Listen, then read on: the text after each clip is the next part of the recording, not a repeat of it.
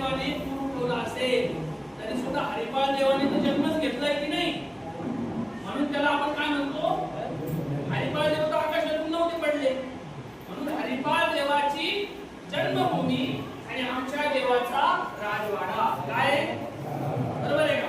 परंतु हे ज्ञानाचे जे ढोस असतात ना, हे आपल्या उपदेशी लोकांना समजतात, पण जेव्हा आपण सामान्य हिंदू लोकांमध्ये जातो तेव्हा आपण त्यांना हे सांगत बसतो, ते म्हणतील तुमचं ज्ञान तुमच्याजवळ ठेवा, आम्हाला काही समजत, कारण की आपण त्यांना देवपूजेला येऊ देत नाही, प्रसाद करू देत नाही, काहीच करू देत नाही, बरोबर आहे का? त्याच्यामुळे ते आपल्यापासून लांब राहतात.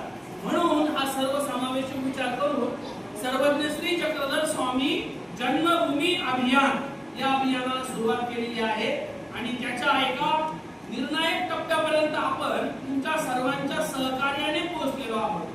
बंधूंनो, याच्या आधी आलेल्या लोकांना तुम्ही त्यांचे अनुभव विचारा. अक्षरशः भरूच म्हणलं का अंगावर काटा यायचा, त्या गल्लीमध्ये जायचं म्हणलं का भीती वाटायची. आजची सुद्धा तशी स्थिती आहे. कालच्या शुक्रवारी तिथे मुसलमानांचं नमाज झाली. किती लोकांनी यावं, तुम्ही व्हिडिओ बघितला का?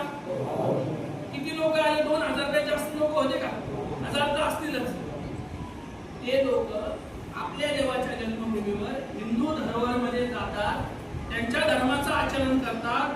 तिथं जाऊन नमाजामध्ये ते काय म्हणतात, या जगामध्ये अल्लाह शिवाय दुसरा पूजनाच्या लायक कोणीच नाही, बरोबर आहे का? त्यांना म्हणायचं असं तर त्यांनी त्यांच्या त्या बंगल्यात जाऊन म्हणत बसतो, आपल्याला काय घेणे, पण आपल्या इथं कशाला म्हणावं? त्यांनी आपल्या इथं येऊ नये.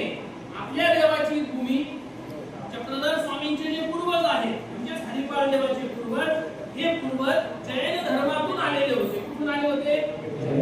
म्हणून तो जो राजमहल आहे, तो राजमहल आपल्याला जैन परंपरेतला दिसतो. प्रथम दर्शनी पाहायला गेलं तर भारताची जी राज्यघटना आहे, त्या राज्यघटनेने